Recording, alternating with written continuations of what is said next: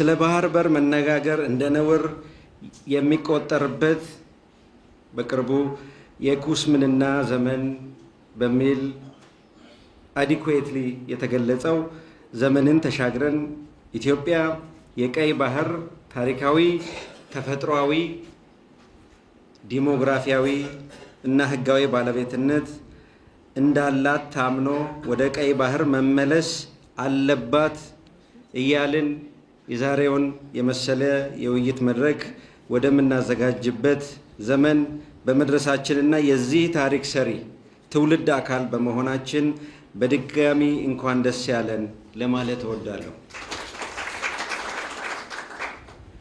ኢትዮጵያ የረጅም ዘመን ታሪክና ስልጣኔ ባለቤት ነፃነቷንና ሉዓላዊነቷን አስጠብቃ የኖረች የአፍሪካውያንና የጥቁር ህዝቦች የነፃነት ቀንዲል የምስራቅ አፍሪካ አሁን ላይ በደንብ እንደዛ ማለት የምንችል ይመስለኛል የምስራቅ አፍሪካ የውሃ ኃይል ከራስ ዳሽን እስከ ደንከል ስምጥ ሸለቆ ልዩ ጂኦግራፊያዊና የተፈጥሮ መስህብ ያላት በአባይ ሸለቆና ቀይ ባህር የተከበበች የአፍሪካ ቀንድ እምብርት እና አስኳል የሉሲ ወይም ድንቅነሽ የሰው ዘር መገኛ ምድረ ቀደምት ሀገር ናት።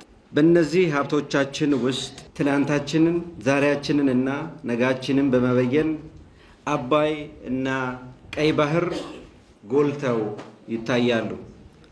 ክብራትና ክብራን ረጅሙ ታሪካችን እንደሚያስረዳን የኢትዮጵያ ህልውና ለዋላዊነትና ሁለንተናዊ ብልጽግና ከቀይ ባህርና አባይ ሸለቆ ተጠቃሚነት ጋር የተሳሰረ ነው። የኢትዮጵያ የጂኦፖለቲካ እሳቤም ከነዚህ ሁለት የውሃ አካላት አንፃር የተቃኘ ነው። ወደ ቀይ ባህር ስንቀርብ ኃያልነት ብቻ ሳይሆን እሳቤያችንም ይሰፋል።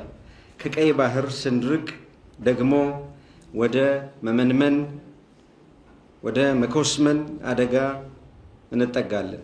ላለፉት 3 አስርት ዓመታት የጂኦፖለቲካ ኩስምንናም ብቻ ሳይሆን ባህርን በተመለከተ የእውቀት መቀንጨር አጋጥሞናል ብዬ አስባለሁ። ስለ ባህር ምርምርና ፖሊሲ ውይይት ማካሄድ ፈጽሞ የሚታሰብ አልነበረም። በዚህም ስለ ባህርና ባህር ነክ እውቀት ማመንጨት ሳይቻል ቀርቷል። ሆኖም ከለውጥ በኋላ መንግስት በቀየሰው አዲስ አካሄድ ያ የቁጭት ያለማውራት ዘመን አክትሟል ማለት እንችላለን። አባይም የቁጭትና የሮሮ መገለጫ መሆኑ አክትሟል። አባይ በቤቱ አድሯል፣ እንጉርጉሮም ተቀይሯል። ለውጡ እሳቢያችንን ጭምር ቀይሮታል። ወደ ራሳችን እንድንመለከት ያለንን የጂኦፖለቲካ ሀብት እንድናይ ከቁዘማ ቁጭት መውጫ መንገድ ላይ እንድናማትር አድርጎናል። አባይና ቀይ ባህር ከቁጭት መውጫ በሮቻችን ናቸው ብዬ አስባለሁ። አባይ ከታላላቅ ሐይቆች እስከ ሰሜን ምስራቃዊ አፍሪካ ያገናኘናል። ቀይ ባህርም ከተቀረው ዓለም ክፍል ያስተሳስረናል። በመሆኑም በሁለቱ ውሃዎች ዙሪያ ውይይት ማድረግ ስትራቴጂ መቀመርና ጉዳዩን የኢትዮጵያውያን የዕለት ተዕለት አጀንዳ ማድረግ አስፈላጊ ነው ብዬ አስባለሁ። ልክ ህዳሴ ግድብ ላይ እንደታየው ሁሉም ምሁራን ብዕራቸውን ቀይ ባህር ላይ ማንሳት አለባቸው። የራሳችንን እውነት ራሳችን ካልገለጽነው ሌሎች ሊገልጹልን አይችሉም። ነጋችን ዛሬ ላይ ባለው እውነት ላይ እና ትርክት ላይ የተመሰረተ ነው። ጥበበኞችም ስለ ቀይ ባህር መጥበብ አለባቸው። ሚዲያዎችም አብዝተው ስለ ባህሩ ስለ ኢትዮጵያ እውነት መናገር ስሁት የሆነውን ነባሩን ትርክት መቀልበስ አለባቸው። ዲፕሎማቱም በህዳሴ ግድብ ላይ ያሳየነውን የዲፕሎማሲ አርበኝነት በባህር በር ላይም መድገም ይኖርበታል። ያን ጊዜ በታሪክ በተደጋጋሚ እንደሚታወቀው የወረራ በር የሚባለው ቀይ ባህር የብልጽግና በር እንዲሆን የምናረግበት አዲስ ምዕራፍ ይከፈታል ብዬ አስባለሁ። ክቡራትና ክቡራን፣ ለኢትዮጵያ ባህር በር ከጨዋማ ውሃ ባሻገር ዘርፈ ብዙ ትርጉም ያለው ጉዳይ ነው። ለኢትዮጵያ የባህር በር ጉዳይ ከባህሩ ባሻገር ከራስ ታሪክ፣ ጂኦግራፊ፣ ዲሞግራፊና ስነ ልቦና ጋር መታረቅ ነው። ኤርትራ ከኢትዮጵያ ተገንጥላ ሀገር ስትሆን ኢትዮጵያ የባህር በር አልባ ብትሆንም በኢትዮጵያ ሕዝብ ስነ ልቦና ውስጥ የባህር በር ማጣት የቁጭት ምንጭ ሆኖ ቆይቷል። የባህር በር ጥያቄ የቅንጦት ሳይሆን የህልውናና የቀጣይነት ከራስ ታሪክና ማንነት ጋር እርቅ የመፈጸም ጉዳይ ነው። የኢትዮጵያ ታሪክ በህግ በተፈጥሯዊና ጂኦፖለቲካዊ እውነታዎች የሚገባትን ቦታ የማግኘት የሚጠበቅባትን ጂኦፖለቲካዊ ሚናም የመወጣት ጉዳይ ነው። ይህ ቋሚ ዘላቂና አስተማማኝ የባህር በር የማግኘት ጉዳይ ልክ ታላቁ ህዳሴ ግድብ ላይ እንደታየው ሁሉ ብሔራዊ መግባባት ሊፈጠርበት የሚገባ አጀንዳ ነው ብዬ አምናለሁ። በህዳሴ ግድብ የአባይን የውሃ ፖለቲካ ቀይረናል። ኢትዮጵያ የበይ ተመልካች የሆነችበት ዘመንም አክትሟል። የአባይ ውሃ የህግ ተቋማዊና ጂኦፖለቲካዊ ስሪት ለዘለቃው ተቀይሯል። የህግ ሁኔታውም በናይል ወንዝ የትብብር ማዕቀፍና በመርሆች ስምምነት ተቀይሯል። የናይል ወንዝ ኮሚሽንም በመቋቋም ሂደት ላይ ነው። አባይ ላይ የተገኘው ዘመን ተሻጋሪ ድልም በቀይ ባህርም መደገም ይኖርበታል። በመሆኑም አሁን ከፊታችን የሚጠብቀን ታሪካዊ ተልዕኮ ቋሚ ዘላቂና አስተማማኝ የባህር በር የማግኘት ጉዳይ ነው። በዚህ ጉዳይ ላይ ሁሉም መነጋገር፣ ሀሳብ ማዋጣት ይኖርበታል። መንግስት ባለፉት የለውጥ ዓመታት በፖሊሲ አቅጣጫ በተግባር እያሳየ እንዳለው ኢትዮጵያ ካላት የህዝብ ብዛት አንጻር ከታሪካዊ ዳራ ከህግ፣ ኢኮኖሚያዊ፣ ባህላዊ መስተጋብርና ከቀጠናው ጂኦፖለቲካዊ ሁኔታ አንጻር ሀገራችን ከቀይ ባህር ተነጥላ መዝለቅ አትችልም። ይህንንም መልክዓ ምድራዊ እስር ለመፍታት መንግስት በሰጥቶ መቀበል መርህ ዲፕሎማሲያዊ ጥረቶችን እያደረገ ይገኛል። ባለፉት ዓመታት የሁለቱ ውሃዎች አብይ ስትራቴጂ መጽሐፍ በማዘጋጀት የቀይ ባህርና የአፍሪራን ዓመታዊ ኮንፈረንሶችን፣ የተለያዩ የፖሊሲ ውይይቶችን እና ስትራቴጂክ ነክ በሆኑ ጉዳዮች ጽሁፎችን በማዘጋጀት በማሳተምና በማሰራጨት የውጭ ጉዳይ ኢንስቲትዩት የሚጠበቅበትን ሚና ለመጫወት ሞክሯል። መሰል ውይይቶችንና ለፖሊሲ ግብዓት የሆኑ ሀሳቦችን በማመንጨት የሀገራችንን የውጭ ጉዳይ ፖሊሲ የሀሳብና የተግባር ልዕቀት ለማረጋገጥ ጥረታችንን የምንቀጥል ይሆናል። በኢትዮጵያ የረጅም ዘመን ታሪክ ውስጥ የአባይ ወንዝና የቀይ ባህር ሚና በእጅጉ ጎልቶ ይወሳል። አገራችን ባሳለፈችባቸው የከፍታ ዘመናት ይሁን የዝቅታ ዘመናት ሁሉ የሁለቱም የውሃ አካላት አስተዋጽኦ ጉልህ ስፍራ እንደነበረውና አሁን እንዳለም እሙን ነው። የአገራችን ኢትዮጵያ በየዘመናቱ የገጠሟትን የውስጥና የውጭ ጠላቶች ሁሉ አገራዊ ሕልውናዋንና ክብሯን አስጠብቃ የቆየች ቢሆንም በረጅም ዘመን ታሪክ የሚታወቅበት ግዛቶች እያጣች እየተገፋች ኖራ ይሄው ዛሬ ፍትሃዊ ባልሆነ መንገድ ከቀይ ባህር እንዲርቅ ተደርጎ ባህር አልባ ሆናለች።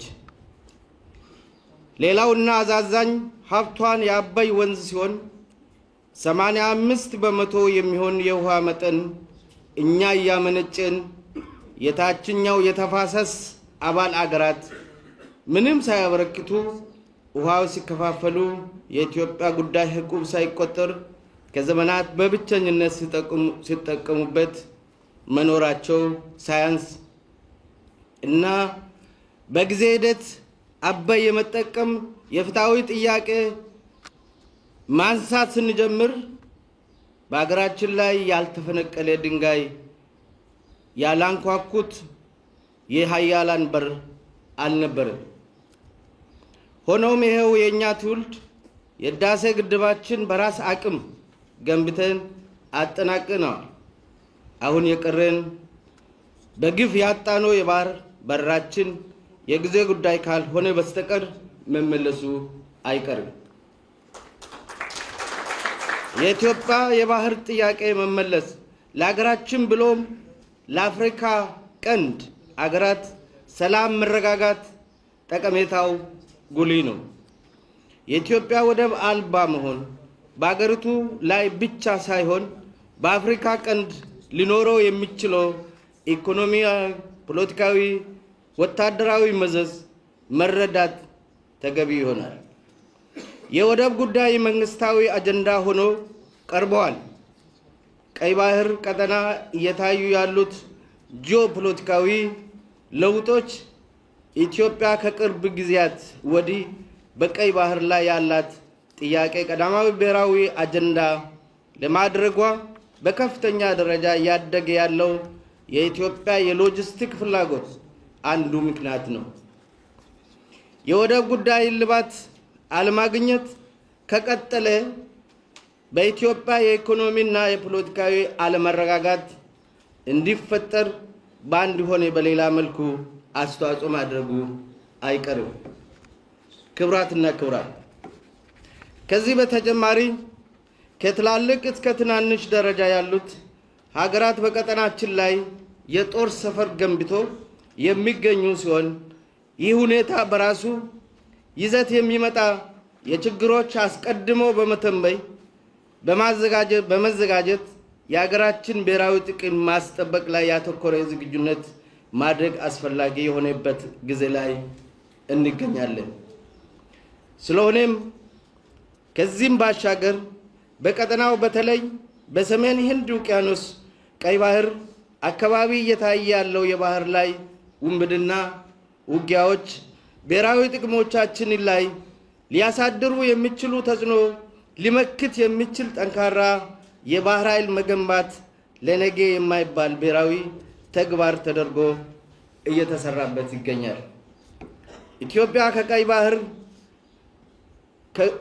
ከቀይ ባህር ትዋሰንበት የነበረው ግዛቷ በግፍ ካጣች በኋላ በወደብ አልባ ከመሆኗን በተጨማሪም ባህር ኃይላችን ፈርሶ የነበረ ሲሆን በአሁኑ ወቅት በባህር ኃይል እንደ አንድ መከላከያ ቁልፍ ኃይል ተደራጅቶ በርካታ ዝግጅቶችን እያከናወነ ይገኛል።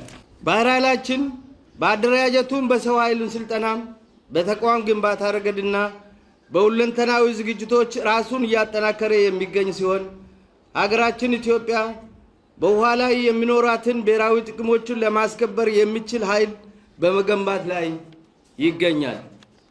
ያለ ጥርጥር የባህር በር ይኖረናል። በውሃ ላይ የሀገራችን ብሔራዊ ጥቅማችን እናስከብራለን።